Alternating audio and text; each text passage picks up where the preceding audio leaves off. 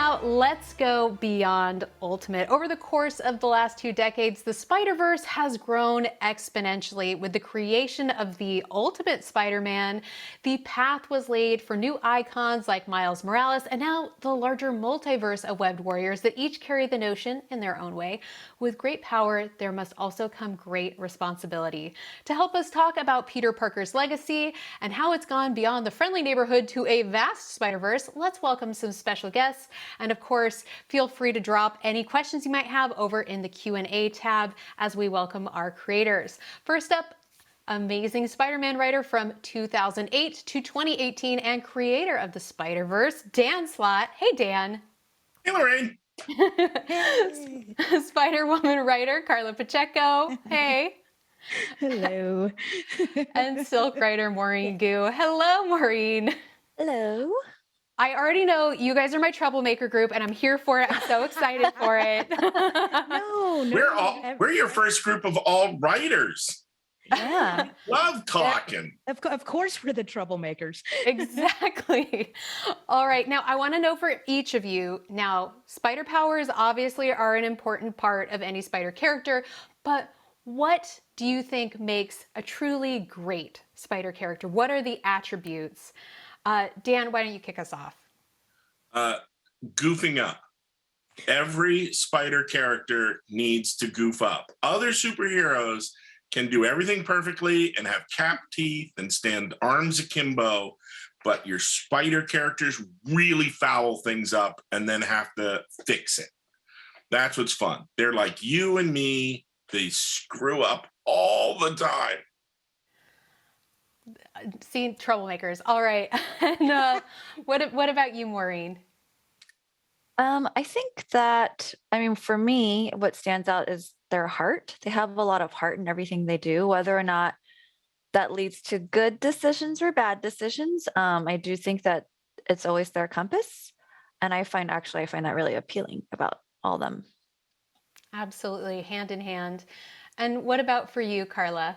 Definitely probably like the combination of both Dan and Marine's answers where definitely I love the screw ups. But there is, at the end of the day, there is a big heart to them of they feel bad about the screw ups, just not bad enough to stop screwing up.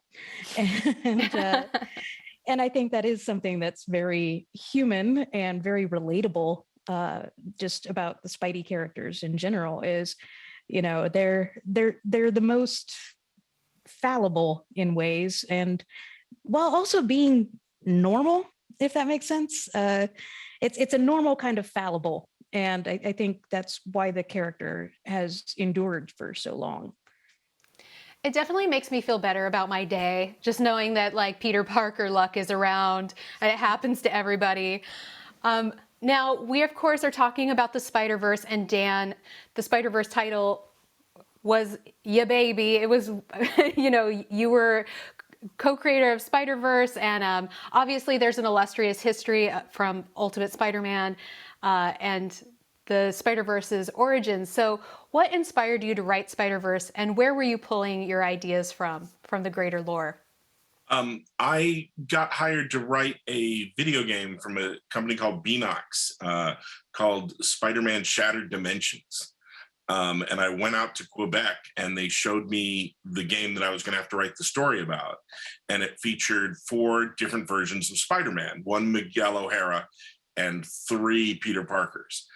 And it bugged me that the mechanics of the game, that they didn't get to team up. Because it's a 1-player game, so you're just one. And I was the only guy who got to put them together in the cutscenes. And when I saw that, I called my editor, Steve Wacker. I called him from Quebec and I went, we've got to do this in the comic, but we have to do what they can't do. We have to use every Spider-Man ever. Like, I just don't want to use all the different Peter Parkers. I want to do like Spider-Ham. I want like all these guys all getting together and having some big bleeping adventure all together. And Steve was like, let's do it. And that was it. That's where Spider-Verse came from. And now we have all of the Spideys. You've so kindly pulled them all together for us. Another wonderful character that came out of that run that you did on Amazing Spider-Man is Silk, now in the hands of Maurene Goo here with us tonight. Yeah, in the square. Wait, which one of these ways? But, Maureen, you have an interesting, like so many comic writers before you, taking the legacy of a character created and exploring their story in your own way. What about Cindy Moon? Were you interested in exploring? And, what makes her her own distinct spider character? Yeah, Cindy, I mean, appeals to me on so many levels, but I really loved how her origin story started with a lot of trauma, and then she literally works through that trauma on the page by going to therapy, which, I'm going to freely admit here that I don't read a ton of comics, but I have never seen that in comics before. Seeing a character, superhero, have to go to therapy to figure out all their stuff, because all superheroes have so much baggage, a lot of mental health issues. So I really love that she worked out her trauma on the page. I really wanted to keep exploring that. I think her emotional growth was something I really wanted to focus on, because, a lot of her earlier stories are her dealing with all the kind of messed up stuff that she went through, living in a bunker for 10 years, losing her parents or finding them again, all this stuff, and her brother. So I just thought, okay, I kind of want to see where all this therapy and working on her stuff takes her.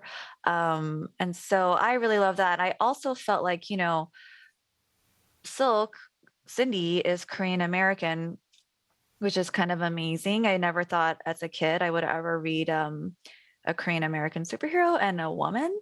And living in my favorite world of Spidey stuff, because Spider-Man was my favorite comic book character growing up. So I really loved the idea of kind of exploring her Korean American side in a very subtle way, which is how I write my books. My books also have Korean American characters, but it's not really about identity.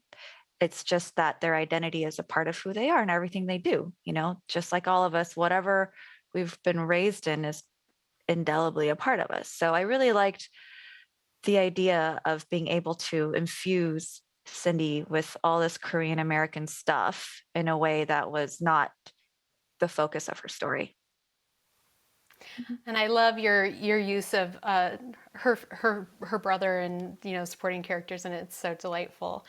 Now, Karla, I have to say, you write a heck of a villain for Spider-Woman. Shout out to Octavia Vermis and her like dinosaur mouth. Chonky.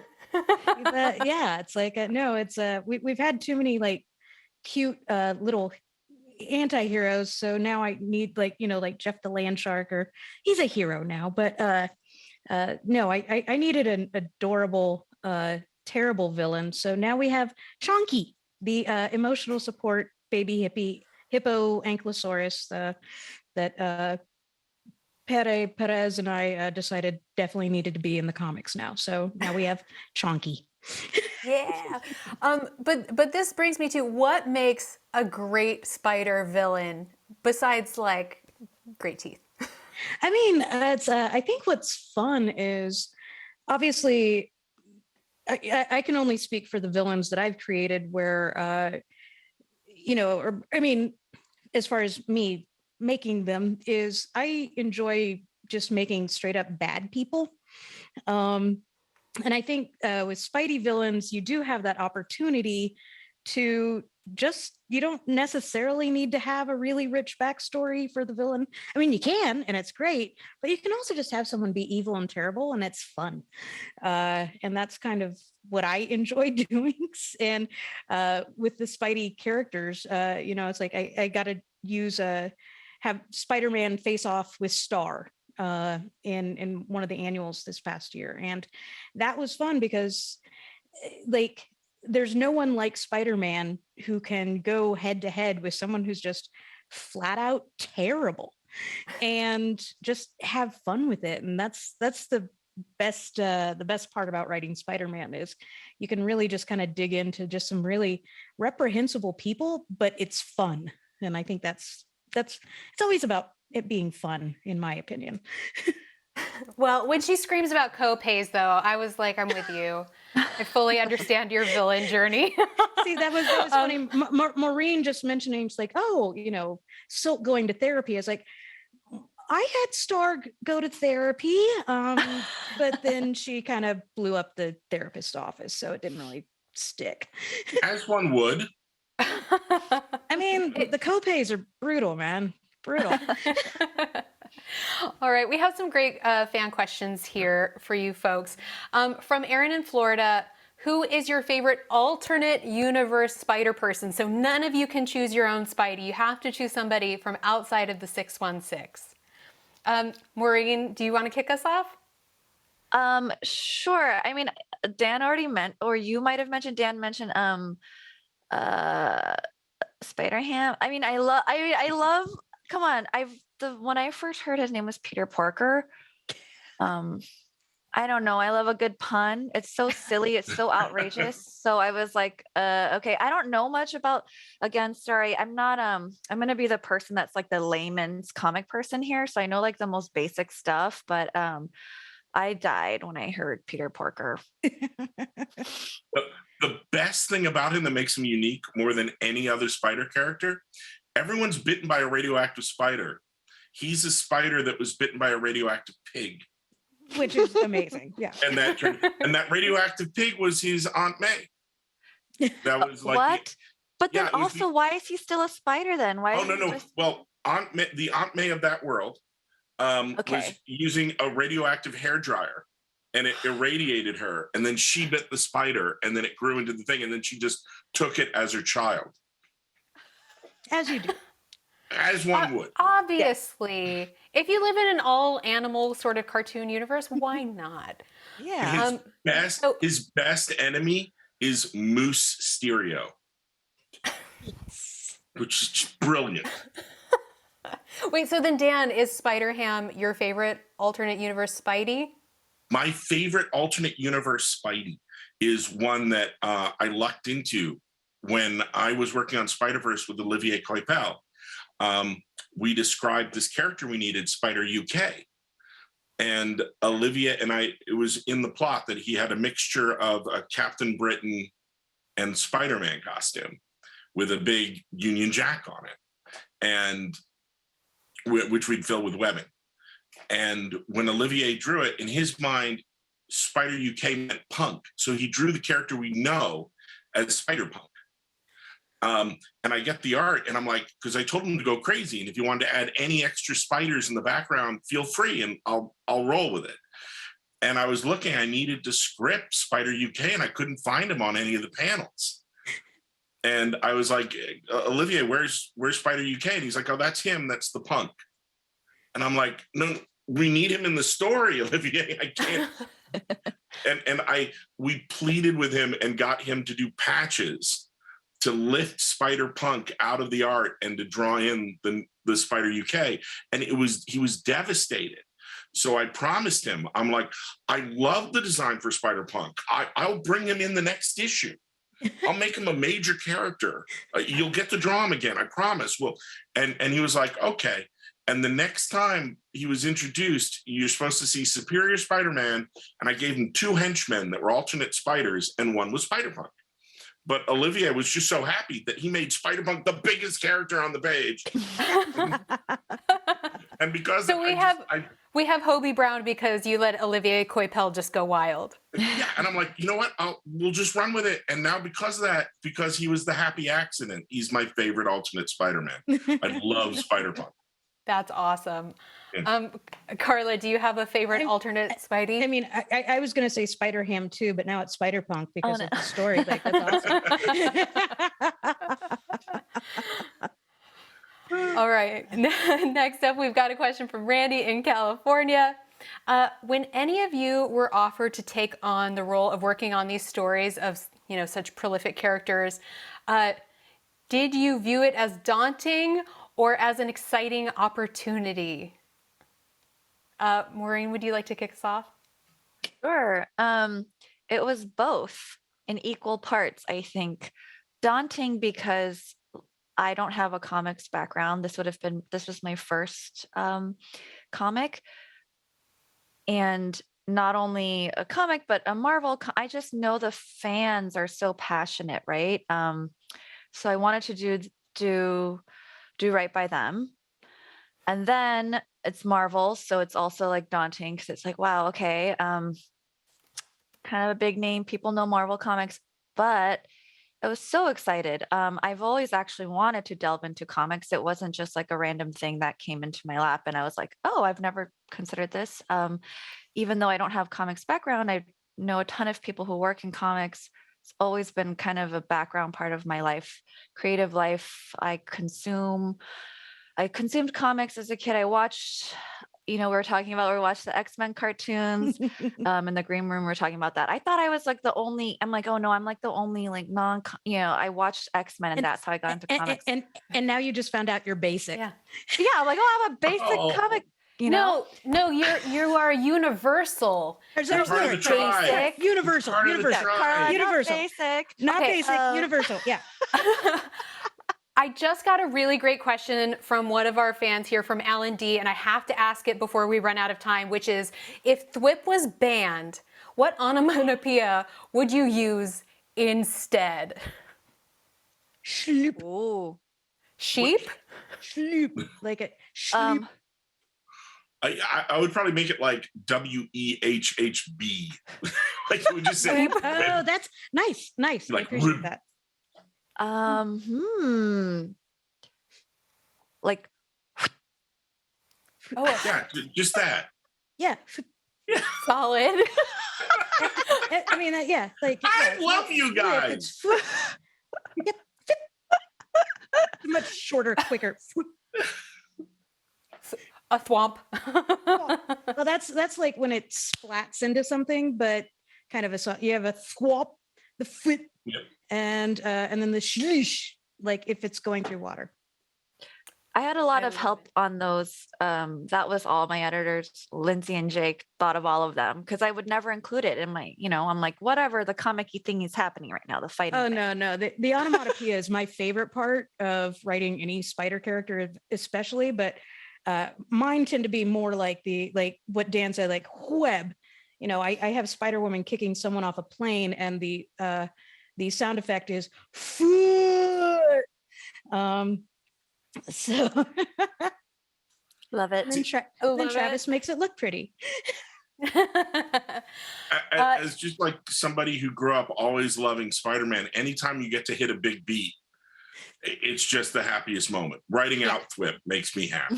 Yeah. Just, I don't want to think of a Thwipless world, Maurene. No, I would never ask you to omit Thwip from your vocabulary. Far be it from me. But now, isn't Karla, it great that all your guys spell check? It flies by now. Oh when you do gosh, it? mine is. I spend so much time trying to figure out like if the Thwip needs like 3 eyes or 2, depending on like how far it's going.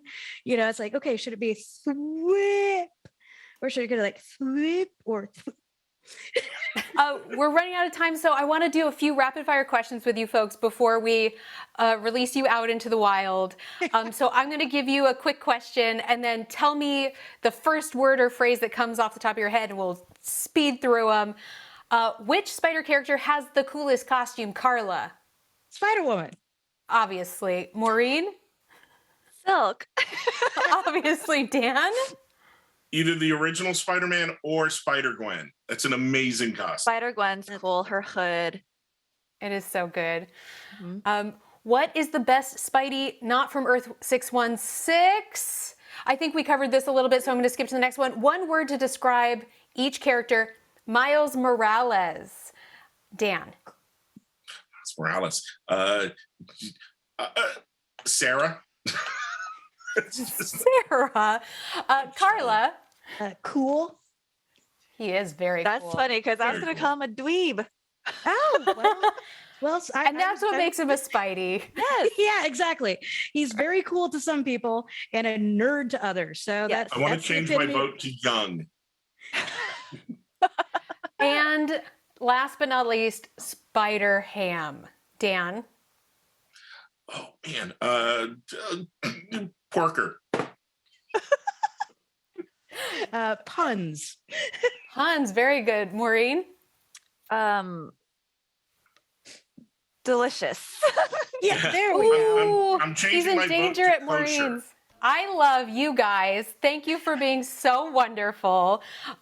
Thank you, Maureen, Karla, and Dan.